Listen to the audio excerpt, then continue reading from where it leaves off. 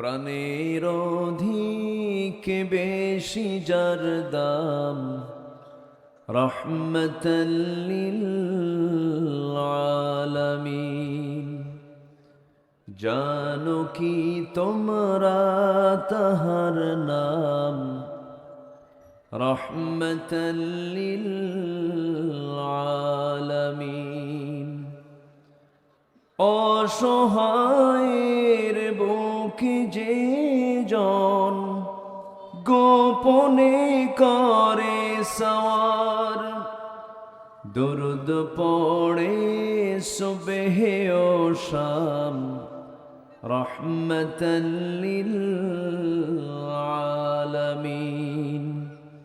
মাহফিল কমিটিকে ধন্যবাদ, তারা এত সুন্দর করে ডেকোরেশন করেছেন, চতুর্দিকে ঢেকে দিয়েছেন যেন ঠান্ডা যেন কোন দিক থেকে না ঢুকে। আমি এরকম জাস্ট একটা ইনডোর প্রোগ্রাম মনে হচ্ছে আমার কাছে, খুব ভালো লেগেছে আমার কাছে, তাই না? একদম পুরো ঢাকানো একটা ইনডোর প্রোগ্রাম, যেন আউটডোর, যেরকম তাফসির মাহফিল মূলত আউটডোর, তাই না? কিন্তু আজকে কি মনে হচ্ছে, একটা ইনডোরের মধ্যে যেন প্রোগ্রামটা হচ্ছে। তারা সাজিয়েছেন যেন অতিথিরা যেন এসে যেন ঠান্ডায় যেন আক্রান্ত না হন, ঠান্ডায় যেন কষ্ট না পান। আমরা মাহফিল কমিটিকে অসংখ্য মোবারকবাদ জানাচ্ছি, ধন্যবাদ জানাচ্ছি তাদের এমন সুন্দর আয়োজন করার জন্য। বলি আলহামদুলিল্লাহ। দেশের উত্তর জনপদ দিনাজপুর জেলার মেডিকেল কলেজ সংলগ্ন কুয়েতি মসজিদ মোড়ে আয়োজিত যুব সমাজ কর্তৃক আয়োজিত সপ্তম বার্ষিকী তাফসীরুল কোরআন মাহফিল 2026 2রা জানুয়ারিতে অনুষ্ঠিত আজকের এই উপশহর 3 নম্বর মিতালি সংঘ মাঠে অনুষ্ঠিত আজকের এই মহৎ আয়োজনের সম্মানিত সুযোগ্য সভাপতি, জামিয়া আরাবিয়া হাফিজিয়া কারিমিয়া কারিয়ানা মাদ্রাসা নিউটন সদর দিনাজপুরের সম্মানিত মুহতামিম, নন্দিত আলেমে দ্বীন মাওলানা শরীফুল ইসলাম হাফিজাহুল্লাহ, আজকের মাহফিলের বরেণ্য অতিথি, বরেণ্য মেহমান, কুয়েতি জামি মসজিদের সম্মানিত খতিব মাওলানা কারি আবু রায়হান রহমানি, উপস্থিত হাজারাত উলামায়ে কেরাম, ফদলায়ে ইজাম, সুশীল সমাজ, জাতির শ্রেষ্ঠ সন্তান, শিক্ষক মণ্ডলী, আজকের মাহফিলের প্রধান আকর্ষণ, যাদেরকে নিয়ে আজকের এই সাজানো গোছানো বর্ণাঢ্য আয়োজন, তাওহীদের পতাকাবাহী, কালেমার ঝান্ডাবাহী, দ্বীন ইসলামের নরসারদুল বীর মুজাহিদ, প্রাণ প্রিয় সম্মানিত দ্বীনি ভাইরা, আড়ালে বসে আছেন শ্রদ্ধেয়া সম্মানিতা মা বোনেরা। আলোচনার সূচনায় আনুষ্ঠানিকতার মধ্য দিয়ে আমার পক্ষ থেকে আবারও দিল খোলা সালাম, আসসালামু আলাইকুম ওয়া রাহমাতুল্লাহি ওয়া বারাকাতুহু। সবাই কেমন আছেন? সবাই কেমন আছেন?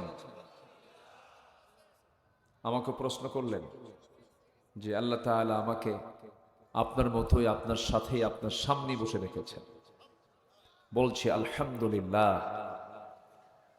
মহান রব্বুল আলামিনের শুকরিয়া, যে মহান আল্লাহ সুবহানাহু ওয়া তাআলা আমাকে আপনাকে অসংখ্য লোকের মাঝ থেকে বাছাই করে এমন সুন্দর একটা আয়োজনে, গুনাহ মাফের জায়গায়, বরকতপূর্ণ জায়গায় আসার বসার তৌফিক দিয়েছেন। শুকর আদায় করি, মুহাব্বাতান বলে উঠছি আলহামদুলিল্লাহ। চিৎকার মেরে বলছি আল্লাহুম্মা ইন্নী আসআলুকা আল হুদা ওয়াত তুকা ওয়াল আফাফা ওয়াল গিনা। সবাই বলি আল্লাহুম্মা লাকা আসলামতু ওয়া বিকা আমানতু ওয়া আলাইকা তাওয়াক্কালতু ওয়া ইলাইকা আনাবতু ওয়া বিকা খাসামতু। আমরা আল্লাহ তাআলার শুকর আদায় করে নিলাম। সম্মানিত ভাইয়েরা, সম্মানিত বন্ধুগণ, মহান রব্বুল আলামিন আমাকে দয়া করে যত কিছু দান করেছেন, আমার কাছে মনে হয় সবচাইতে বড় উপহার হচ্ছে আমার আল্লাহর পক্ষ থেকে আমার আপনার জন্য এই কোরআন। জোরে বলে সুবহানাল্লাহ। এটা সূরার নামই আছে সূরা রহমান। আল্লাহ পাক বহু নিয়ামতের বর্ণনা দিয়ে বান্দাকে প্রশ্ন করেছেন বারবার। বহু নিয়ামতের কথা আল্লাহ রাব্বুল আলামিন সেই সূরার মধ্যে উল্লেখ করেছেন আর বলেছেন ফাবি আইয়ি আলাই রাব্বিকুমা তুকাযযিবান। সেই সূরার শুরুতে আল্লাহ রাব্বুল আলামিন গুণবাচক নাম দিয়েই কোরআনে কারীমের কথা তিনি বলেছেন। যারা পারেন ঠোঁট বিনা আমার সঙ্গে বলতে পারেন। মহান রব্বুল আলামিন বলেন আর রহমান আল্লামাল কুরআন খালাকাল ইনসানা আল্লামাহুল বায়ান আশ-শামসু ওয়াল কমারু বিহুসবানিন ওয়ান নাজমু ওয়াশ-শাজারু ইয়াসজুদান। রহমানকে জোরে বলেন। রহমান শব্দটা রেহেম থেকে এসেছে।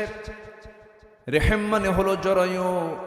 জরায়ু থেকে আগত সন্তানকে তার মা যতটুকু না ভালোবাসেন তার চাইতে লক্ষ কোটি গুণ ভালোবাসেন যিনি মহান রব, তিনি হচ্ছেন রহমান। জোরে কোন সুবহানাল্লাহ। যিনি দয়া করে মায়া করে বান্দাকে কোরআন শিক্ষা দিয়েছেন। কারণ কোরআন যদি না পেতাম জান্নাত চিনতাম না, জাহান্নাম চিনতাম না, হালাল বুঝতাম না, হারাম বুঝতাম না, ন্যায় কোনটা অন্যায় কোনটা বুঝতে পারতাম না, জান্নাতের দরজা কোন দিক দিয়ে তা বুঝতাম না, জাহান্নামের দরজা কোন দিক দিয়ে তাও বুঝতাম না।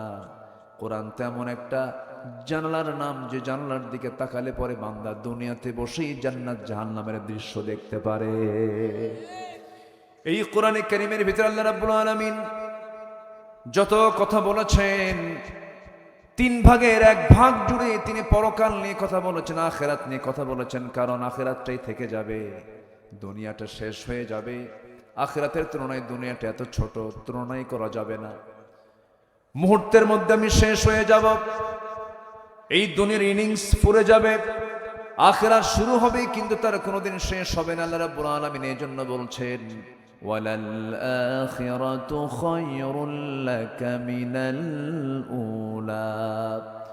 আরেক জায়গায় বলছেন যুয়িনা লিন-নাসি হুব্বুশ শাহাওয়াতি মিনান নিসা والبنين والقناطير المقنطرة من الذهب والفضة والخيل المسومة والأنعام والحرث ذلك متاع الحياة الدنيا والله عنده حسن المآب।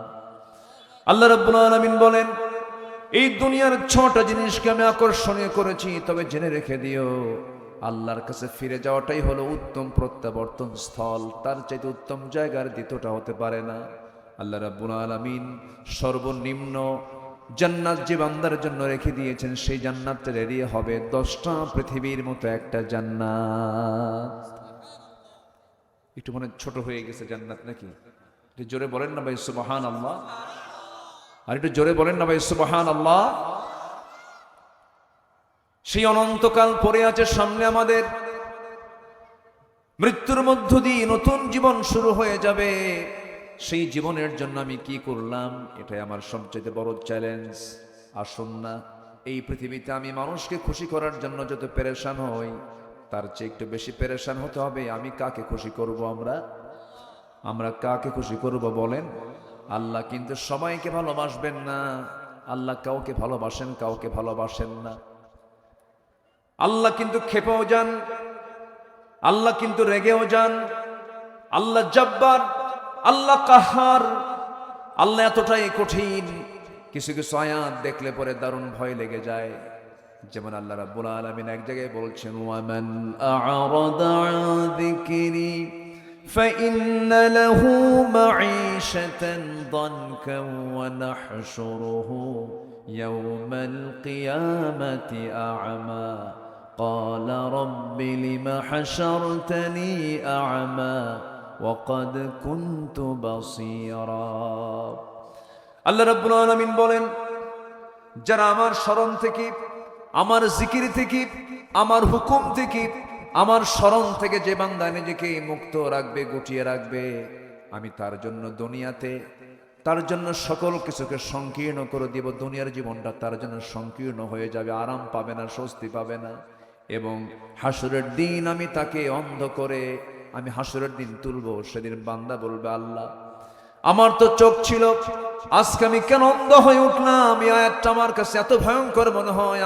আমাদের যাদের চক্ষু আছে, চক্ষুটা আপনি বন্ধ করে কতক্ষণ থাকবেন? এর চাইতে বড় পানিশমেন্ট আর কি হতে পারে? আল্লাহ বলছেন, যারা আমার জিকির থেকে নিজেকে গুটিয়ে রাখবে, আমি তাদেরকে হাসরের দিন তাদেরকে অন্ধ করে তুলবো। বান্দা বলবে, আল্লাহ আমার তো চোখটা ছিল। আল্লাহ বলবেন, আমি তোর আয়াত দিয়েছিলাম, আমি তোকে আমার কালাম দিয়েছিলাম, কিন্তু সেই কালাম থেকে তুই নিজেকে গুটিয়ে রেখে তুই ভুলে গিয়েছিলি আমাকে। তুই যেমন করে দুনিয়াতে আমাকে ভুলিয়েছিলি, আজকে তোকে আমি ওয়াকাযালিকাল ইয়াওমা তুনসা, আজকে তোকে আমি তেমন করেই ভুলে গেলাম। নাউযুবিল্লাহ। আল্লাহ যদি ভুলে যান, এর মতো বড় বিপদ কিছু আছে বলেন তো? আজ থেকে বড় বিপদ কিছু আছে? সবাই আমাকে ভুলে গেলেও আল্লাহ যেন আমাকে না ভুলে যান, এটার জন্য আমাদের পেরেশান হওয়ার দরকার আছে না নাই? আচ্ছা আমার বন্ধুগণ, পৃথিবীর কোনো কাজে প্রশান্তি পাবেন না যদি একটা কাজ আমরা রেগুলার না করি।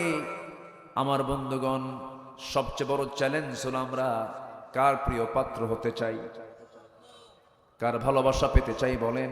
আল্লাহ রাব্বুল আলামিন বলছেন, শোনো বান্দা, আমি কিছু বান্দাকে ভালোবাসি। কোন কোন বান্দাকে তিনি ভালোবাসেন এর একটা চার্ট আল্লাহ রাব্বুল আলামিন কোরআনে কারীমের মধ্যে বলে দিয়েছেন।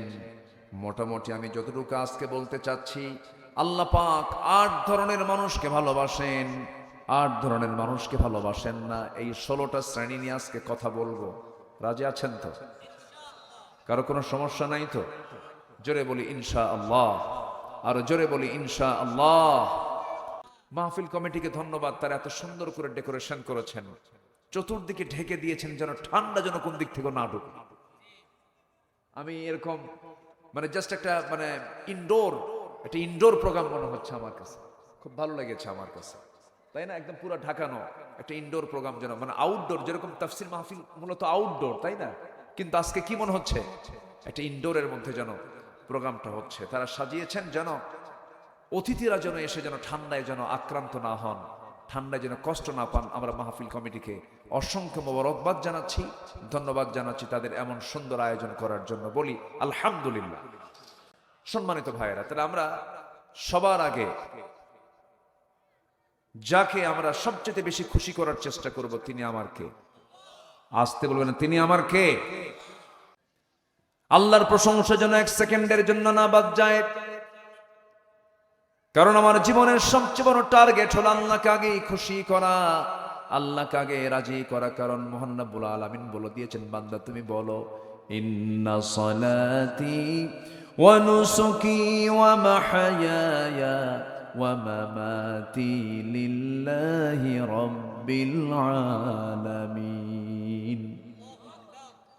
আমার সালাত, আমার কুরবানি, আমার জীবন, আমার মরণ সব হবে আল্লাহর জন্য। ইন্নী ওয়াজ্জাহতু ওয়াজহিয়া লিল্লাযী ফাতারাস সামাওয়াতি ওয়াল আরদা হানিফান ওয়া মা আনা মিনাল মুশরিকিন। জোরে বলুন আল্লাহু আকবার।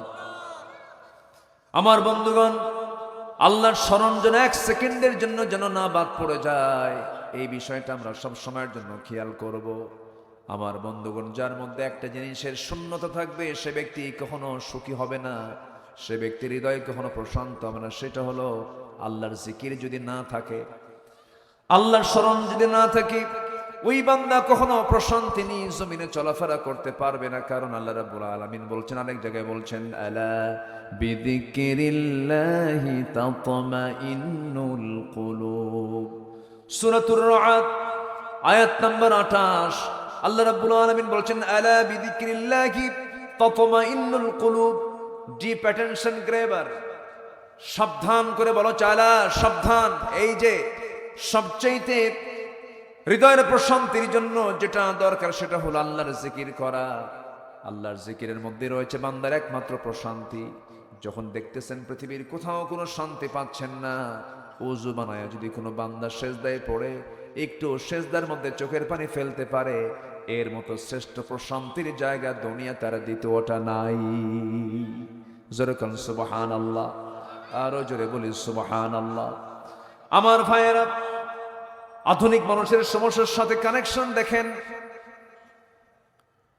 আজকের মানুষ টাকা আছে, শান্তি নাই, বন্ধু আছে, আত্মার সঙ্গ নাই, বিনোদন আছে, প্রশান্তি নাই। এই জন্যই মনোবিজ্ঞান আজকে স্বীকার করতে বাধ্য হচ্ছে, over thinking can not be cured by more thinking, it needs a higher connection. আমার বন্ধুগণ, পৃথিবীর কোনো কানেকশন দিয়া, পৃথিবীর কোনো চিন্তা দিয়ে মানুষের কোনোদিন মনের প্রশান্তি আসে না। মনের প্রশান্তির জন্য প্রয়োজন হলো একটা উচ্চ সংযোগের দরকার, একটা হায়ার কানেকশনের দরকার। সেই হায়ার কানেকশনটা হচ্ছে বান্দার সঙ্গে তার রবের কানেকশন। যেরকম সুবহানাল্লাহ। আল্লাহ রাব্বুল আলামিন বলেন, আমি 8 শ্রেণীকে ভালোবাসি, 8 ধরনের মানুষকে আমি আল্লাহ রাব্বুল আলামিন ভালোবাসি। এর মধ্যে 1 নাম্বার হলো আল্লাহ রাব্বুল আলামিন বলছেন, ইন্নাল্লাহা ইউহিব্বুত তাওয়াবিনা ওয়া ইউহিব্বুল মুতাতাহহিরিন। জোরে বলুন আল্লাহু আকবার। 1 নাম্বার হলো যারা তওবাকারী, যারা তওবা করবে আল্লাহর কাছে। আল্লাহ বলেন যে বান্দা তওবা করে আমার কাছে মাফ চায়, আমি আল্লাহ ওই সমস্ত বান্দাকে দারুণ ভালোবেসে আমি তাকে মাফ করে দেই। জোরে কোন সুবহানাল্লাহ। আমার ভাইয়েরা, এর আগের যে একটা বিষয় বললাম, আমাদের জিকির করার দরকার আছে না নাই? এই জিকির মানে আমরা অনেকে ভুল বুঝি। জিকির মানে অনেকে মনে করে সুবহানাল্লাহ, আলহামদুলিল্লাহ, আল্লাহু আকবার, লা ইলাহা ইল্লাল্লাহ, এটাই শুধু জিকির না। জিকিরের অনেকের ব্যাখ্যা অনেকে জানেন না। এই যে কোরআন তেলাওয়াত, এটাও একটা জিকির। আজান শোনার সঙ্গে সঙ্গে মসজিদে চলে যে নামাজটা পড়ে, এটাও এক প্রকার জিকির। ব্যাংকে কাজ করছি, ব্যবসা চালাচ্ছি, পৃথিবীর যত কাজগুলো আছে সমস্ত কাজগুলোর মাঝে যখন আমি আল্লাহর হুকুমকে খুঁজে বের করে সে হুকুম অনুযায়ী যে কাজটা করবো, সেটার নামই হলো জিকির। আমার বন্ধুগণ, জিকিরকে কখনো 1 সেকেন্ডের জন্য বাদ দেওয়া যাবে না। একজন খলিফার কথা মনে হলো, একজন সাহাবীর কথা মনে হলো, অর্ধ দুনিয়ার একজন শাসক ছিলেন, 2 নাম্বার খলিফা ছিলেন। সেই খলিফার নাম কি বলুন তো? কি নাম? ওমর। বলেন কি নাম? ওমর ফারুক রাদিয়াল্লাহু তাআলা আনহু। বহুদিন আগে, প্রায় মনে হয় আমার এই কথাটা বহুদিন আগে এক মাহফিলে বললাম, ওমরে ফারুককে চিনেন কে? সামনে থেকে ছোট্ট একটা ছেলে দাঁড়ায় বলে, হুজুর আমি চিনি। কে? আমাদের বাড়ির দোতলায় ভাড়া থাকে। কি বুঝতেছেন? এই ওমর তো ভাড়া থাকা ওমর নয়। এই ওমরের ব্যাপারে আল্লাহ রাব্বুল আলামিন বহু শান, বহু তার মর্যাদা আল্লাহ রাব্বুল আলামিন বাড়ায়া দিয়েছেন। ওমরে ফারুক রাদিয়াল্লাহু আনহু তিনি এমন একজন শাসক ছিলেন, এই পৃথিবীতে প্রত্যেকটা শাসকের জন্য তিনি একমাত্র অনুসরণীয় একজন আদর্শ শাসক। আল্লাহু আকবার বলেন। আমার নবীর খুব কাছের সাহাবী ছিলেন ওমরে ফারুক রাদিয়াল্লাহু আনহু। সারা জীবন তিনি দোয়া করেছেন, আল্লাহ আল্লাহ তুমি আমাকে শহীদি মওত দান করো এবং মদিনা শহরে তুমি আমার মৃত্যু দিয়ে দাও। আল্লাহুম্মা রযুকনি শাহাদাতান ফি সাবিলিক ওয়াজআল মাউতি ফি বালাদি রাসূলিক। আল্লাহ আমাকে শহীদের দরজা দিয়ে দাও আর নবীর শহরে মদিনায় তুমি আমার মৃত্যু দিয়ে দাও। আল্লাহ রাব্বুল আলামিন তার দোয়াটা কবুল করলেন। কোন এক রাতের আধারে এশার নামাজ পড়ে বাড়িতে ঘুমিয়ে পড়েছেন। ফজরের যখন সময় হয়ে গেছে মসজিদে চলে গেছেন নামাজ পড়তে। প্রথম রাকাত ঠিক মতো আদায় করেছেন। দ্বিতীয় রাকাতে নামাজ পড়তে নিয়ে যখন রুকুর দিকে চলে গেছেন, এক ব্যক্তি এসে, এক জালিম এসে ডান দিক থেকে ডান পেটের দিকে বিষাক্ত একটা চাকু তার পেটের মধ্যে ঢুকায়া দিল। নামাজের মধ্যেই তিনি আক্রান্ত হয়ে পড়লেন। আস্তে করে সেখান থেকে দাঁড়ায় গেলেন, রুকু থেকে দাঁড়ায় গেলেন, কিন্তু চাকু বের করে ইতিমধ্যে ওই জালিমটা করলো কি, তল পেটে এত জোরে বিষাক্ত সেই চাকুটা ঢুকায়া দিল, সেই চাকু ঢুকায় দেওয়ার সঙ্গে সঙ্গে কিছু অংশ ভুঁড়ি তার পেট থেকে বের হয়ে আসলো। ওমরে ফারুক রাদিয়াল্লাহু তাআলা আনহু সেন্সলেস হয়ে গেলেন। যে লোকটা তাকে আঘাত করেছিল তার নাম হলো আবু লুলু মাজুসি, একজন অগ্নি উপাসক ব্যক্তি ছিল, জালিম। তার আঘাতে তিনি জর্জরিত হয়ে জমিনে পড়ে গেলেন, লুটিয়ে পড়লেন জমিনে, সেন্স নাই তার। কয়েক ঘন্টা পর যখন সেন্স ফিরে আসলো, সেন্স ফিরে আসার সঙ্গে সঙ্গে তার কলিজার টুকরা সন্তানকে ডাক দিয়ে বলছে, আব্দুল্লাহ, আমার জন্য একটু পানির ব্যবস্থা করো। দৌড় মেরে গিয়ে কিছু পানি নিয়ে এসে বলছে, আব্বা, এই যে আপনার জন্য পানি, আর তাড়াতাড়ি আপনি পান করুন। তিনি বলছেন, আব্দুল্লাহ, বুঝতে ভুল করলে কেন? আমি তো পান করার জন্য পানি আনতে বলি নাই। আমার তো ফজর নামাজ এখনো হয় নাই, ফজর নামাজ তোমার পড়া হয় নাই, পড়া দরকার। সুবহানাল্লাহ বলবেন না? জোরে বলে সুবহানাল্লাহ। এরপরে বলছেন, আব্দুল্লাহ,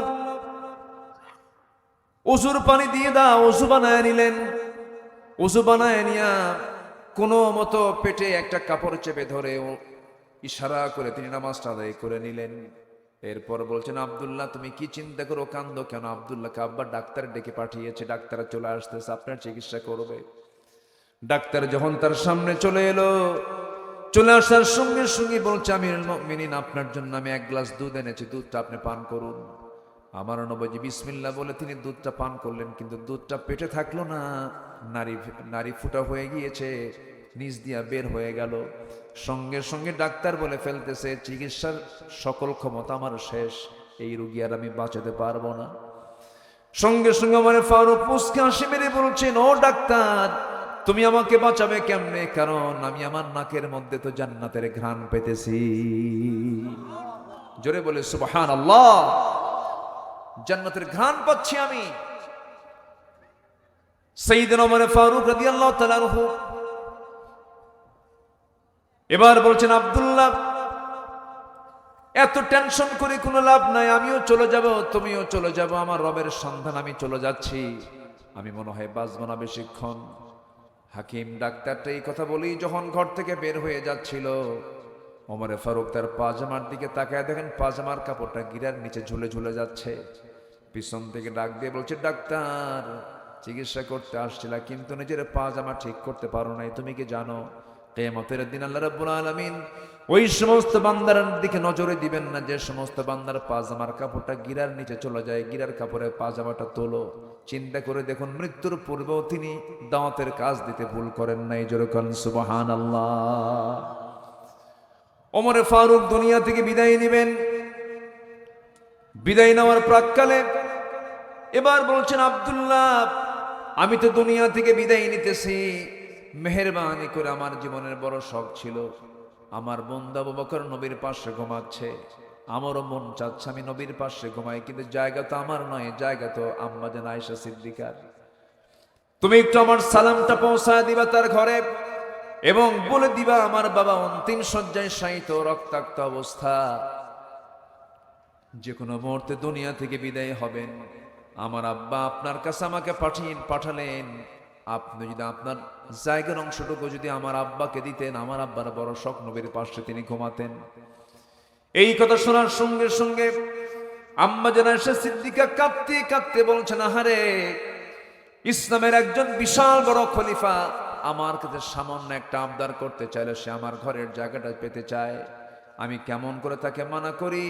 এই মুহূর্তে আমি আমার জায়গাটুকু আমি ওমরে ফারুককে দান করে দিলাম। জোরে বলেন সুবহানাল্লাহ। আমার নবীর পাশে কয়জন সাহাবী শুয়ে আছেন? আসতে বলেন কয়জন সাহাবী? 1 নম্বর খলিফা এবং 2 নম্বর খলিফা। আমার বন্ধুগণ, এই যে কথাগুলো আমি বললাম, ওমরে ফারুক রাদিয়াল্লাহু আনহু মৃত্যুর পূর্বে যে তার চেতনাটা লালন করেছে 100% একমাত্র জিকির কার? আসতে বলবেন না জিকির কার? কারণ দিন শেষে আমার বন্ধু তো কেউ না, দিন শেষে আমার বন্ধু একমাত্র কেবলমাত্র যিনি, তিনি আমার কে? আমরা তওবা করব কার কাছে?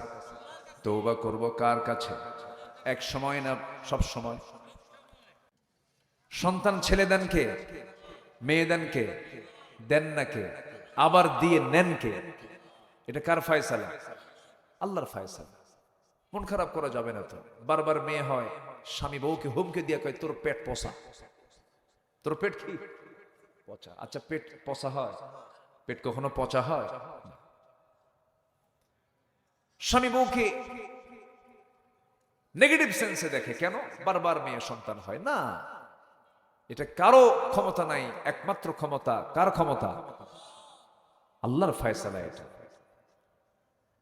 আল্লাহর উপরে ভরসা করতে হবে। আল্লাহ কাউকে ছেলে দেন, কাউকে মেয়ে দেন, কাউকে দেন না, আবার কাউকে দিয়ে আবার নিয়ে নেন। আমার এক মুসল্লি ছিলেন, 5 ওয়াক্ত নামাজ আমার পিছনে পড়তেন। তিনি একজন হেডমাস্টার ছিলেন। তার 7টা মেয়ে। কয়টা মেয়ে? 7টা মেয়ে। বলে, হুজুর, 7ম মেয়ে যখন পৃথিবীতে এসেছে, 7টা মেয়ে হয়ে গেছে, এরপর আমার স্ত্রীর গর্ভে আবার পেটে সন্তান চলে আসছে। সন্তান আসার পরে সেই মেয়েটা আবার 7ম মেয়ে হওয়ার পর আবার পেটে যেটা আসছে সেই মেয়েটা আবার মেয়ে হয়ে গেছে। পৃথিবীতে আসার সঙ্গে সঙ্গে, হুজুর কি কব, আমার গোটাল গোষ্ঠী, আমার 14 গোষ্ঠী সব বাড়িতে চলে আসছে, এসে সবার চোখ গরুর মতো বানাইছে, বড় বড় চোখ বানায়, বলে, কাম নাই কাজ নেই, বারবার বাচ্চা নাও, এই বাচ্চার নাম রেখে দাও ইতি, সমাপ্তি, আর না চাই না। হুজুর আমাকে এরকম করে সব পরামর্শ দিল। আমি তো শিক্ষিত মানুষ, আমি তো বুঝি ছেলে মেয়ে তো এটা আল্লাহর ফয়সালা। আমি 7টা মেয়েকে দেখি, আমি খুব খুশি। আবার হয়েছে মেয়ে, আমি আমার সন্তানের নাম রেখে দিলাম আশা, মানে আরো আসুক। কি কথা কি বুঝতেছেন আপনারা? শুকরিয়া আদায় করার মতো কিছু লোক পৃথিবীতে আছে। মন খারাপ করবো কেন আমরা? সন্তান কে দেন? কে দেন? আল্লাহ দিয়ে দেন। কখনো মন খারাপ করা যাবে না। আমার নবীকে আল্লাহ রাব্বুল আলামিন 4টা ছেলে দিয়েছিলেন, সেই 4টা ছেলে নিয়ে চলে গেছেন, একটাও তারা বেঁচে ছিল না। 4টা মেয়ে তারা ছিল। রাসূল মূলত ছেলেদের বাপ না মেয়েদের বাপ? মেয়েদের বাপ। একটা না 4টা মেয়ের বাপ ছিলেন আমার নবীজি। আমার নবীজি মেয়েদের পক্ষে সবসময় কথা বলেছেন বেশি বেশি। নারী অধিকার নিয়ে রাসূল সবচেয়ে বেশি কথা বলেছেন। নারীদের সম্মান সম্ভ্রম নিয়ে রাসূল সবচেয়ে বেশি কথা বলেছেন, এবং নারীদেরকে অগ্রাধিকার দিয়েছেন। এবং জান্নাতের মতো সবচেয়ে বড় নিয়ামত আল্লাহ রাব্বুল আলামিন নারী জাতির পায়ের নিচে রেখে দিয়েছেন। জোরে কোন সুবহানাল্লাহ। এরপরেও বলে, মেয়েরা বলে ইসলাম নারীকে ঠকাইছে কেন? বাবার সম্পত্তি ছেলে পায় 2 বিঘা, মেয়ে পায় 1 বিঘা, এটা কি ঠকানো হলো না? এরকম করে বলে। বাবার সম্পত্তি ছেলে পায় 2 বিঘা, মেয়ে পায় 1 বিঘা, কেন অর্ধেক পাবে? এইরকম করে না বুঝে না জেনে এই সমস্ত কথাগুলো বলে। বলুন তো, সম্পদের ক্ষয় আছে স্বামীর না স্ত্রীর? আচ্ছা, সম্পদের ক্ষয় হয় পুরুষের না মহিলার? বলেন বলেন বলেন বলেন। মহিলার কোনো সম্পদের কোনো ক্ষয় আছে নাকি? কোনো ব্যয় আছে নাকি? যা সে শুধু জমাই হয়। কিন্তু পুরুষের সম্পদের আয় আছে, আবার ব্যয় আছে, ক্ষয় হয়ে যায়। মেয়েদের সম্পদের কোনো ব্যয় নাই, ক্ষয় নাই। কারণ স্বামী যদি, বউ যদি 1000 কোটি টাকার মালিক হয়, বউকে দেখার দায়িত্ব আল্লাহ পাক কাকে দিয়েছেন? স্বামীকে দিয়েছেন। কিন্তু স্বামীকে কখনো বউ দেখতে হবে এমন কোনো কথা ইসলামে নাই। ইসলাম বলে নাই যে স্বামীকে সমস্ত খরচগুলো বহন করবে বউ, এমন কোনো দায়িত্ব ইসলাম দেয়নি। তাহলে এখন বলুন, দায়িত্ব পালন করবে নারী না পুরুষ? বলেন বলেন বলেন বলেন বলেন। অর্থাৎ দায়িত্ব পালন মানে হলো সবকিছু দেখবে, দেখভাল করবে হলো পুরুষ, আর মহিলা শুধু তার অধীনে থেকে যাবে, তার কথাগুলো শুনবে। এখানে একটা বিষয় ক্লিয়ার করে দিচ্ছি আমি আপনাদেরকে। এর মানে হলো মেয়েরা অধীনে থাকা মানে মেয়েদের সম্মান কমে যাওয়া নয়। মেয়েরা কোথাও বের হলে একা বের হবে না, তার সঙ্গে একজন পুরুষ বের হবে, একজন পুরুষ বের হবে। কারণ মেয়েদেরকে আল্লাহ পাক রাজরানী বানিয়ে দিয়েছেন। মেয়েরা রাজরানীর মতো চলবে। রাস্তায় যখন বের হবে একা বের হবে না, হেল্পার থাকবে, বাপ থাকবে, ভাই থাকবে, নিজের স্বামী থাকবে, এরকম কিছু থাকবে একজন। একা কখনো বের হতে পারবে না। মেয়েরা হবে রাজরানী। এখন মেয়েরা বলল যে মেয়েরা থাকবে রাজরানী, পুরুষরা থাকবে চাকর। এটা কেমন করে হয়? অতএব পুরুষরা যদি চাকর হয়, আমরা হব রাজরানী, হয় চাকরানী। কি হব? চাকরানী। পেঁচ লেগে যায়। একটা নারী সব কাজ করতে পারবে না, একটা পুরুষ আবার নারীর সব কাজ করতে পারবে না। বলুন তো, একটা সন্তান লালন পালন কি সহজ না কঠিন? আসতে কয়, সহজ না কঠিন? শুধু কঠিন না, অনেক বড় কঠিন, অনেক বড় কঠিন। আমার বন্ধুগণ, একটা নারী, একটা মা সন্তানের জন্য যে কষ্টটা স্বীকার করেন, যে ধৈর্যের পরিচয় দেন, পুরুষের কোনো ক্রমেই সেই ক্ষমতা নাই। পুরুষ পারবেই না এটা। মেয়েরা কথা বলে কম না বেশি? মেয়েরা কথা বলে কম না বেশি? মেয়েরা সারাদিন কথা বলে 5000 শব্দ, আর ছেলেরা বলে 2000 শব্দ। কয় হাজার বেশি হলো? 3000 বেশি। বেগুন কিনে নিয়ে গেছেন, বেগুন কিনে নিয়ে বাড়ির বউকে বললেন, বউ আমার গিন্নি আমার এই যে বেগুন কিনে আনছি, বেগুনটা পোড়া ভর্তা করো, বেগুনটা ভর্তা করো, বেগুনটা সুন্দর করে ভাজি করো। বেগুন করতে নিয়ে যদি একবার পোকা দেখে, ওই পোকা বেগুনের তফসির হবে একটানা 3 ঘন্টা। ঠিক কিনা? সংসার শেষ হয়ে গেল, সংসার শেষ হয়ে গেল। না জেনে না বুঝে কত কি নিয়ে আসে। এই যে ঘন্টার পরে ঘন্টা গল্পগুলো করতেছে, কথাগুলো বলতেছে। আল্লাহ পাক মেয়েদেরকে এই ধৈর্যটা দিয়েছেন, কারণ সন্তান লালন পালন করতে গেলে কথা কম দরকার না বেশি দরকার? বেশি দরকার। বাচ্চা দুধ খায় না, বাচ্চা ওষুধ খায় না, বাচ্চা খাবার খায় না, মা বলে খা বাবা খা, বাবা খা, ও সোনা তাজান পরান খা খা। সারাদিন ধরে ঘন ঘন কথা বলে, কিন্তু মা রাগ করে না। কিন্তু এই দায়িত্ব যদি কোনো বাপকে দেওয়া হয়, একবেলা তোমার মা তোমাকে দেখবে না, এই বাচ্চা তুমি বাপ তুমি দেখবা একবেলা শুধু। দায়িত্ব যদি দেওয়া হয়, 1.5 বছর বয়সের যদি শিশু হয়, সেই শিশুকে যদি আপনার দেখার দায়িত্ব নেন, বাপকে যদি দেখার দায়িত্ব দেওয়া হয়, বলবে বাবা খাইস না, বাবা খা, বাবা খা খা। কি কথা বলছেন? পুরুষ খেপে যাবে, রেগে যাবে, আর পারবে না, এক আছাড় মেরে তার অবস্থা খারাপ হয়ে যাবে। আল্লাহ রাব্বুল আলামিন মেয়েদেরকে ধৈর্য দিয়েছেন বেশি, কথা বলার ধৈর্য জ্ঞান দিয়েছেন বেশি। এই জন্য, কারণ আল্লাহ পাক নারীকে দিয়ে যে ফাংশন দিয়েছেন, পুরুষকে সেই ফাংশন দেন নাই। জোরে কোন সুবহানাল্লাহ। আল্লাহু আকবার, আল্লাহু আকবার বলেন। আমার ভাইয়েরা, অনেক মা বোন হয়তো মাহফিলে আসছেন, আপনার প্রশ্ন আসতে পারে, ভাই পাবে 2 বিঘা, বোন পাবে 1 বিঘাটা কেমন করে হলো? আমার মা একটু মনোযোগ দিয়ে শুনবেন। একটা পুরুষ পায় হলো বাবার কাছ থেকে 2 বিঘা, কিন্তু একটা নারী শুধু বাবার কাছ থেকে পায় না, সে স্বামীর কাছ থেকেও পায়, ছেলের কাছ থেকে পায়, মার কাছ থেকে পায়, মোহরনার টাকা পায়, স্বামীর কাছ থেকেও নেয়, কত কি নেয়, কত সব কিছু নেওয়ার পর একদিকে তার শুধু জমাই হচ্ছে, কিন্তু জমার কোনো ক্ষয় নাই, কোনো ব্যয় নাই। কিন্তু পুরুষ যা কামাই করে তার একটা বিশাল অংশ ক্ষয় হয়ে যায়, ব্যয় হয়ে যায়। শেষমেশ দেখা যায়, জীবনের শেষ সময়ে গিয়ে দেখা যায় অধিকাংশ পরিবারে স্বামীর চাইতে বইয়ের সম্পদের পরিমাণ বেশি হয়ে গেছে। কি আমি কি ভুল বললাম? আমি কি ভুল বললাম? বেশি হয়ে গেছে। আমার মা, আপনাকে কেন বাবার সম্পত্তি কম দেওয়া হয়, এর কারণটা হলো, আপনার এক জায়গায় বিয়ে হয়ে গেছে, স্বামী আপনাকে তালাক দিয়ে দিল, তখন আপনি ফিরে আসবেন কার বাড়ি? বলেন কার বাড়ি? বাবা নাই, কার বাড়ি? ভাইয়ের বাড়ি আসছেন আপনি, ভাই পেয়েছে 2 বিঘা, আপনিও নিয়েছেন 2 বিঘা, তখন ভাইটা বলবে, বোন তুইও 2 বিঘা, আমিও 2 বিঘা সর। কি ঠিক আছে নাকি? কথা বুঝতেছেন কি আপনারা? ইসলাম যে বিধানগুলো দিয়ে দিয়েছে, আগে পরে চিন্তা ভাবনা আল্লাহ রাব্বুল আলামিন বান্দার কোনটা কল্যাণ হবে, কোনটা অকল্যাণ হবে, সব আল্লাহ পাক ব্যালেন্স করে দিয়েছেন। আমেরিকাতে একবার আইন পাশ হলো। কি আইন পাশ হলো? বাবার বড় সন্তানরা সবচাইতে বেশি বড় দায়িত্ব পালন করে, ওদেরকে একটু জমির পরিমাণ বেশি দেওয়া হোক, সম্পদটা একটু বেশি করে দেওয়া হোক।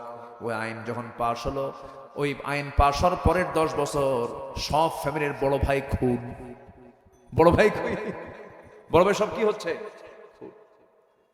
ইসলাম তেমন একটা বিধানের নাম ব্যালেন্স করে দিয়েছেন মহান রব্বুল আলামিন। আমার মা আরো সহজ করে বুঝায় দেই, আপনাকে ইসলাম ঠকায় নাই। হয়তো আপনি বলবেন, আমাকে কম জমি দেওয়া হলো, ভাইকে বেশি দেওয়া হলো না। আপনি যখন মার পেটের মধ্যে ছিলেন, মার পেট থেকে পৃথিবীর বুকে এসেছেন, আপনাকে যে মায়ের দুধটা দেওয়া হয়েছে, ভাই যে দুধ পাবে, আপনি বোন যে দুধ পাবেন, বোনের দুধের পরিমাণ কম, ভাইয়ের দুধের পরিমাণটা বেশি। কেমন করে বেশি? পুরুষ সন্তানের ছেলে সন্তানের মার দুধটা হয় ঘন, আর মেয়ে সন্তানের মায়ের দুধটা হয় পাতলা। অর্থাৎ পুরুষ যা খাবে, মহিলা তার অর্ধেক খাবে, কারণ পুরুষের হাড়ের শক্তির ওজনটা বেশি, পুরুষের গঠনটার জন্য অতিরিক্ত খাদ্যের প্রয়োজন, মেয়েদের শরীর গঠনের জন্য অতটুকু খাদ্যের প্রয়োজন হয় না। সুবহানাল্লাহ বলা যাবে না? কি কথা কি বুঝতেছেন আপনারা? যদি মেয়েদের খাদ্যের যদি পরিমাণটা পুরুষের সমান হয়ে যেত, তাহলে শক্তিও সমান হয়ে যেত। উনিও ঘুষি মারে, ও ঘুষি মারতেও, কি ঠিক আছে না? সমান হলে তো সমস্যা, সমান হলে সমস্যা না। স্বামীর শক্তি এবং স্ত্রীর শক্তি যদি একরকম হয়ে যায়, গন্ডগোল লেগে যাবে, কেউ কাউকে মানবে না। আল্লাহ পাক নারীদেরকে একটু দুর্বল করেছেন, শারীরিকভাবে তাদেরকে শক্তির পরিমাণ একটু কমায় দিয়েছেন, তাদের চামড়াটা একটু সফট করে দিয়েছেন। পুরুষরা বাইরে কাজ করে, তাদের চামড়া শক্ত হয়েছে, শক্ত করে দিয়েছেন। আর মেয়েরা ভিতরে কাজ করবে, তাদের সৌন্দর্য বৃদ্ধি রাখবে এবং তাদের চামড়া আল্লাহ রাব্বুল আলামিন সফট করে দিয়েছেন। জোরে বলি সুবহানাল্লাহ। খাবারটা অর্ধেক করে দিয়েছেন। একটু উদাহরণ দিলে স্পষ্ট হয়ে যাবে। সাইয়েদনা আলী রাদিয়াল্লাহু আনহুর সময় একই ঘরে দুইজন মহিলা, পেটের সন্তান তাদের, দুইজন মহিলা রাতের বেলা একই ঘরে তারা ঘুমিয়ে পড়েছে। আল্লাহর ফায়সালা, অন্ধকারের মধ্যেই দুইজনের পেট থেকে সন্তান ভূমিষ্ঠ হয়ে গেছে, অন্ধকারের ভিতরে ভূমিষ্ঠ হয়ে গেছে। একজনের ছেলে হয়েছে আর একজনের মেয়ে হয়েছে। সকালবেলা দুই মহিলাই দাবি করে, এটা আমার ছেলে, এটা আমার ছেলে। মেয়ে সন্তান কেউ নিতে চায় না। দুইজনের গন্ডগোল আলীর কান পর্যন্ত চলে গেছে, কেউ মেয়ে সন্তান নিতে চায় না, কিন্তু অবশ্যই তারা জানে কার ছেলে কার মেয়ে, কিন্তু তারা দাবি করছে ছেলে সন্তানের জন্য। সাইয়েদনা আলী যখন জানতে পারলেন, বললেন অবশ্যই তোমরা জানো কার ছেলে কার মেয়ে, এরপর তোমরা কেন স্বীকার করছো না? তাও স্বীকার করে না। সাইয়েদনা আলী বললেন, এই দুই মহিলাকে নিয়ে যাও, ঘরের মধ্যে তুলো, ঘরের মধ্যে তুলে নিয়ে দুজনের স্তন থেকে তোমরা দুধ বের করো, দুটা গ্লাসে, কাঁচের পাত্রে দুটা গ্লাসে দুধ জমা করো। দুই গ্লাসে দুই মহিলার স্তন থেকে দুধ বের করে দুইটা গ্লাসে জমা করা হলো। এবার বলা হলো, দেখো তো কোন গ্লাসের দুধটা ঘন, এই গ্লাসের দুধটা ঘন, কোন গ্লাসের দুধটা পাতলা, এই গ্লাসের দুধটা পাতলা। যে গ্লাসের দুধটা ঘন, এই ঘন দুধ যে স্তন থেকে বের হয়েছে মহান রব্বুল আলামিন, সেই মহিলাকে আল্লাহ পাক ছেলে সন্তান দান করেছেন। কারণ এই ঘন দুধটা আল্লাহ রাব্বুল আলামিন ছেলে সন্তানের জন্য বরাদ্দ করেছেন। আর যার দুধটা পাতলা, আল্লাহ রাব্বুল আলামিন তাকে মেয়ে সন্তানের মা বানিয়েছেন। কারণ সেই সন্তানকে আল্লাহ রাব্বুল আলামিন সেই পরিমাণ খাবার দিয়েছেন। মেয়ের জন্য দিয়েছেন সিঙ্গেল, পুরুষের জন্য দিয়েছেন ডাবল। পুরুষের জন্য করেছেন ঘন, মেয়েদের জন্য করেছেন পাতলা। দুইজন মহিলার কোলে দুই সন্তান দিয়ে দেওয়া হলো, ঘনওয়ালিকে ছেলে সন্তান, পাতলাওয়ালিকে ছেলে মেয়ে সন্তান দেওয়া হলো। দুজন মহিলা দুই সন্তান নিয়ে চলে গেল। এখন প্রশ্ন হলো, হুজুর দুধ কেন ঘন হলো, দুধ কেন পাতলা হলো? ওয়াজাবা শুরু হলো। সম্মানিত ভাইরা, আল্লাহ পাক ভালোবাসেন 8 শ্রেণীকে, মনে আছে আপনাদের? 8 ধরনের লোককে আল্লাহ পাক পছন্দ করেন। এর মধ্যে 4টা বলেছি। কটা বলেছি বলেন? 4টা বলেছি। সন্তান ছেলে হোক মেয়ে হোক, কি বলবো? আলহামদুলিল্লাহ। কখনো মন খারাপ করা যাবে না। তাওয়াক্কুল করব আল্লাহর উপরে। বুদ্ধি থাকলেই যে সম্পদ হবে তা নয়। বিশাল বুদ্ধিজীবী গ্রামের মধ্যে কিছু কিছু লোক থেকে এত বুদ্ধি গিজ করে ভাত পায় না। আছে না এরকম? আছে না? এত বুদ্ধির ঠেলায় ভাত নাই। আবার বোকাশোকা মানুষ, তেমন কিছু বোঝে না। আল্লাহ পাক অসংখ্য রিজিক তাকে দিয়ে রেখেছেন। এই জন্য বুদ্ধি থাকলেই কিন্তু হয় না। তাওয়াক্কুল করব কার উপরে? আল্লাহর উপরে। নাম্বার 4 চলে গেল। নাম্বার 5 হলো আল্লাহ রাব্বুল আলামিন সেই সমস্ত বান্দাগুলোকে ভালোবাসেন যারা ইহসান করে, যারা মানুষের প্রতি সদয় হয়। আল্লাহ রাব্বুল আলামিন বলেন, ওয়া আনফিকু ফি সাবিলিল্লাহি ওয়া লা তুলকু বিআইদিকুম ইলাত তাহলুকা ওয়া আহসিনু ইন্নাল্লাহা ইউহিব্বুল মুহসিনিন। সূরাতুল বাকারা আয়াত নাম্বার 195। আল্লাহ রাব্বুল আলামিন বলছেন, ও তুমি সুন্দর করে ইহসান করো, আমি ইহসানকারীকে, মুহসিনদেরকে খুব ভালোবাসি। আল্লাহ পাক আরেক জায়গায় বলছেন, আল্লাযীনা ইউনফিকুনা ফিস সাররাই ওয়াদ-দাররা ওয়াল কাযিমিনাল গায়য ওয়াল আফিনা আনিন নাস ওয়াল্লাহু ইউহিব্বুল মুহসিনিন। জোরে বলুন আল্লাহু আকবার। আমার বন্ধুগণ, ইহসান করবেন, আল্লাহ আপনার প্রতি ইহসান দেখাবেন, দয়া দেখাবেন, আল্লাহ আপনার প্রতি দয়া দেখাবেন। আপনি প্রতিশোধ নেবেন, আল্লাহ প্রতিশোধ নেবেন। আপনি খেপে যাবেন, আল্লাহও খেপে যাবেন। আপনি ক্ষমা করবেন, আল্লাহও ক্ষমা করবেন। বিগত 16 বছর যে সরকারটা ছিল, বলেন তো ইহসানের সরকার না প্রতিশোধের সরকার? বাপের বিচার, ঠিক আছে না? কর বিচার। এখন কই? আর বলে কি লাভ? নাই তো দেশে, থাক। আমার বন্ধুগণ, আল্লাহ তাআলা 8 শ্রেণীকে ভালোবাসেন। নাম্বার 5 হয়ে গেল। নাম্বার 6 হলো যারা ন্যায়পরায়ণ, আল্লাহ পাক তাদেরকে অত্যন্ত ভালোবাসেন, পছন্দ করেন। আল্লাহ রাব্বুল আলামিন বলছেন, ইন্নাল্লাহা ইউহিব্বুল মুকসিতিন। জোরে বলুন আল্লাহু আকবার। নাম্বার 7 হলো আল্লাহ রাব্বুল আলামিন ওই সমস্ত বান্দাদেরকে ভালোবাসেন যে সমস্ত বান্দাগুলো মুত্তাকি, ফাস্তাকিমু লাহুম ইন্নাল্লাহা ইউহিব্বুল মুত্তাকিন। জোরে বলুন আল্লাহু আকবার। আল্লাহ রাব্বুল আলামিন মুত্তাকিদেরকে ভালোবাসেন। মুত্তাকি কাকে বলে? ওমরে ফারুকের কথাই যখন বলছিলাম তার কথাটাই বলি। তিনি রাষ্ট্রের পক্ষ থেকে 1 বোতল তিনি আতর পেয়েছেন। কয় বোতল বলেন? ছোট্ট একটা বোতল তিনি আতর পেয়েছেন। সে আতরের নাম হচ্ছে মিশকে আম্বর। কি মিশকে আম্বর তিনি পেয়েছেন। মিশকে আম্বরটা তিনি নিয়ে আসলেন, কিন্তু ওটার মধ্যে শুধু ওনার আতর নয়, ওনার প্রতিবেশী আরো 4 জন ছিল, তাদের আতর আছে। তাহলে মোট কয়টা ভাগ হবে?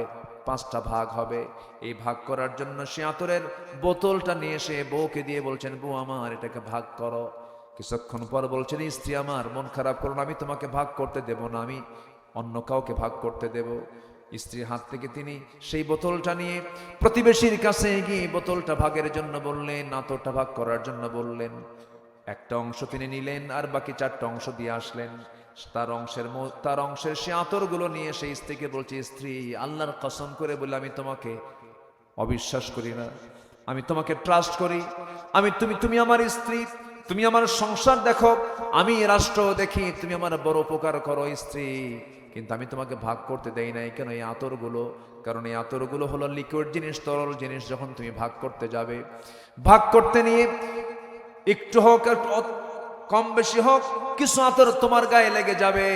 কিছু আতর কারণ তরল হওয়ার জন্য কিছু ফোঁটা আতর কিছু গায়ে লেগে যাবে, কিছু কাপড়ে লেগে যাবে। এতটুকুন আতর, এতটুকুন সুযোগ সুবিধা আমরা বেশি পাই চাই নাই মনে করে এই আতর ভাগের দায়িত্ব আমি অন্যের কাঁধে চাপাইয়া দিয়েছি। জোরে বলেন সুবহানাল্লাহ। এটার নাম তাকওয়া। এটার নাম কি বলেন? তাকওয়া। সর্বশেষ নাম্বার 8 হলো যারা ধৈর্যশীল, আল্লাহ পাক তাদেরকে খুব ভালোবাসেন। যারা ধৈর্যশীল, এই যে বসে আছেন, এটা বলেন তো, এটা কি ধৈর্য ছাড়া সম্ভব? এই ঠান্ডা মাটিতে বসে আছেন, এই ঠান্ডা উঠতেছে, এরপরেও আপনারা এখান থেকে উঠে যাচ্ছেন না, এই যে ধৈর্যের পরিচয় দিচ্ছেন, এটাও একটা বিশাল যোগ্যতা। আল্লাহ পাক এই জাতীয় যোগ্যতা সম্পন্ন ব্যক্তিদের খুব ভালোবাসেন। বলি আলহামদুলিল্লাহ। বলেন তো, ব্যবসা আগে না ধৈর্য আগে? জোরে বলেন। ব্যবসা আগে না ধৈর্য আগে? ধৈর্য আগে। বিয়ে আগে না ধৈর্য আগে? ধৈর্য আগে। এক মহিলা সেদিন ফোন দিছে আমাকে, ফোন দিয়ে বলে, হুজুর একটা প্রশ্ন, কি আমার স্বামী না সকালেও তালাক দেয় বিকেলেও তালাক দেয়, আমি কি আসি না নাই? কি কথা কি বুঝতেছেন? সকালেও তালাক দেয় বিকেলেও তালাক দেয়। বলেন তো এই সমস্ত পুরুষ কিছু আছে না? আছে কিনা বলেন? আচ্ছা, এখন এরকম রাগ যদি হয় তাহলে তো আপনার সংসার টিকবে না। ব্যবসা করতে বসেছেন, লুঙ্গির দোকান খুলেছেন, লুঙ্গি একটা দেখলে কিনবে না 10টা দেখলে কিনবে? 10টা দেখবে, একটা কিনবে। একটা দেখি তো আর কে কিনবে না। এখন 10টা লুঙ্গি দেখালেন আপনি, কিন্তু লুঙ্গি সে কিনলো না, এরপরে কি আপনি রাগ করতে পারবেন? বরঞ্চ আপনি আবার ওই ভাঁজ ভেঙে দিয়েছিলেন, আবার সুন্দর করে গোছায় দিয়ে এরপরে যখন ওই কাস্টমার বলবে, ভাই লুঙ্গি দেখলাম কিন্তু কাম হলো না ভাই, আরো লুঙ্গি কিছু নিয়ে আসেন, পছন্দ হয় নাই, আপনি রাখতে পারবেন না। আপনি হয়তো রেগে যাচ্ছেন ভিতর থেকে, এতক্ষণ দেখালাম তুই কিনলি না, কিন্তু এরপর আপনি এখন কিন্তু মুস্কি হাসি মারবেন, অভিনয়ের হাসি, ঠিক আছে কি ঠিক আছে না, এরকম হাসি মারবেন, হাসি মেরে বলবেন যান, আপনি আবার আসেন। কিন্তু আপনি যদি রেগে গিয়ে বলেন তুই কিনবি না কেন, 10টা লুঙ্গি দেখালাম কেন, তোরে কেনাবে, বলেন তো কাস্টমার পাবেন? পাবেন না। ধৈর্য, ধৈর্য হচ্ছে বিশাল বড় একটা যোগ্যতা। ধৈর্য হলো বাগান, রাগ হলো জঙ্গল। রাগ কি বলেন তো?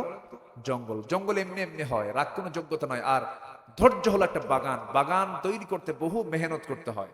ধৈর্য একটা যোগ্যতা। আল্লাহ পাক ধৈর্যশীল হওয়ার তৌফিক দান করুন। জোরে বলি আল্লাহুম্মা আমিন।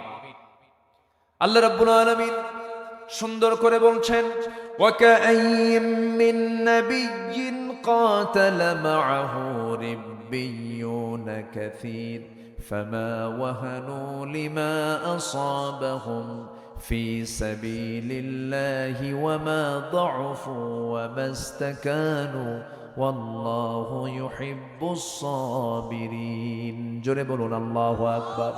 ধৈর্যের দরকার আছে না নাই বলেন? ধৈর্যের দরকার আছে, টিকে থাকতে হবে, টিকে থাকাও ধৈর্য।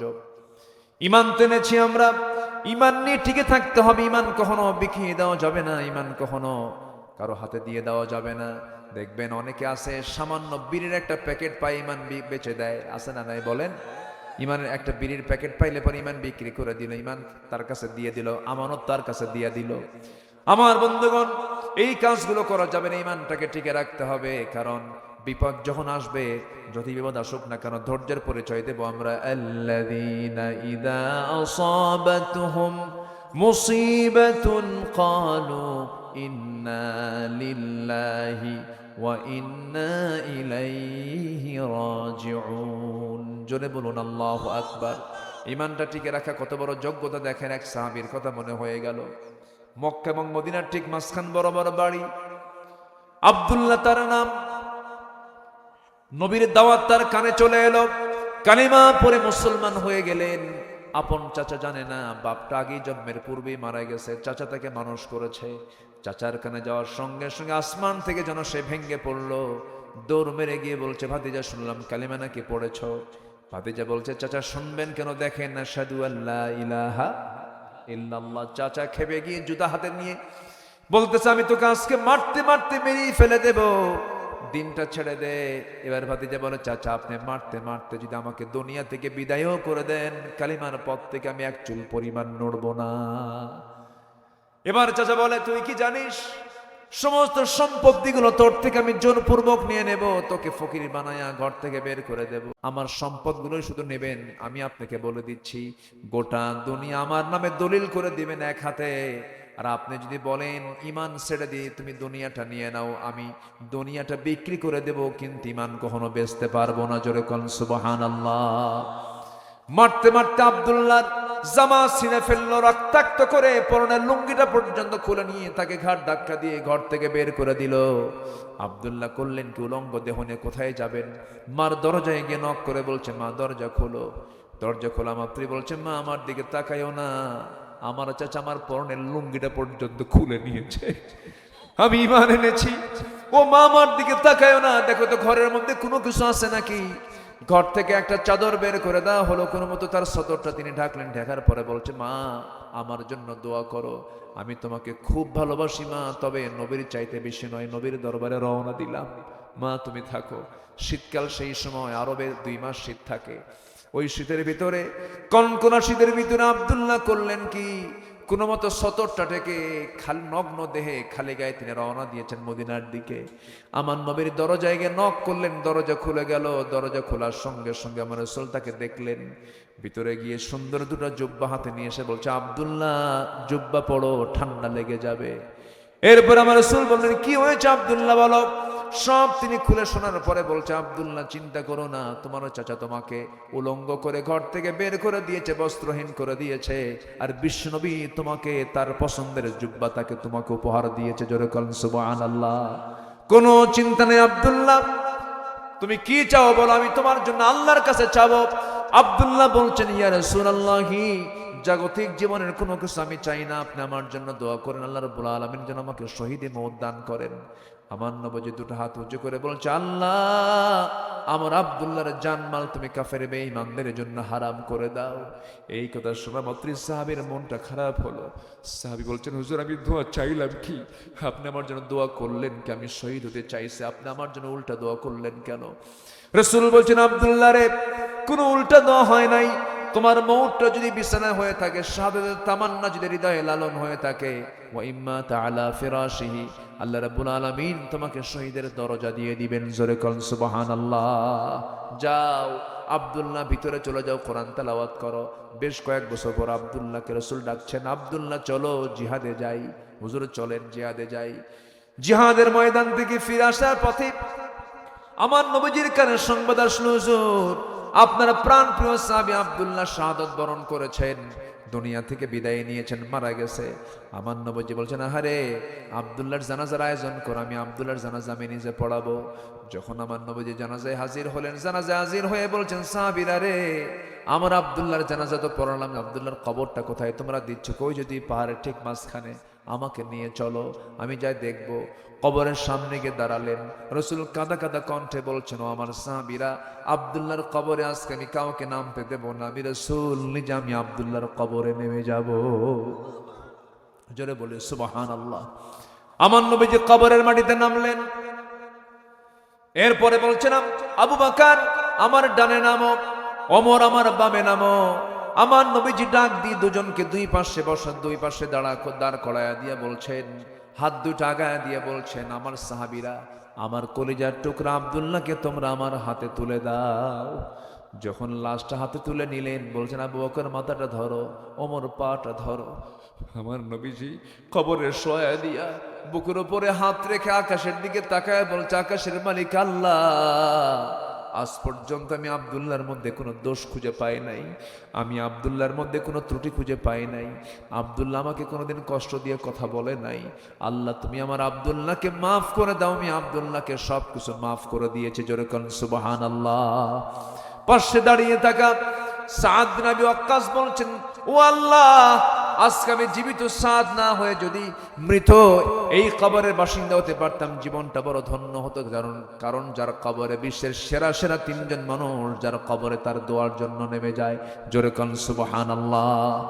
এই যে সম্মান, এই যে অর্জনটা আমরা শুনতে পেলাম, এটার মূল কারণ হলো ঈমান টেনেছিলেন, এরপরে টিকেছিলেন। এই জন্য ধৈর্যের দরকার আছে না নাই বলেন? নাম্বার 1, আল্লাহ ভালোবাসেন তওবাকারীকে। নাম্বার 2, পবিত্রতা অর্জনকারীকে। নাম্বার 3, জিহাদকারীকে। নাম্বার 4, যারা তাওয়াক্কুল করবে আল্লাহর উপরে তাদেরকে। নাম্বার 5, ইহসানকারীকে। নাম্বার 6, ন্যায়পরায়ণতা যারা দেখাবে তাদেরকে। নাম্বার 7, মুত্তাকিকে। নাম্বার 8, আল্লাহ পাক তাদেরকে ভালোবাসেন যারা ধৈর্য ধরবে, ধৈর্যশীলকে। জোরে কোন সুবহানাল্লাহ।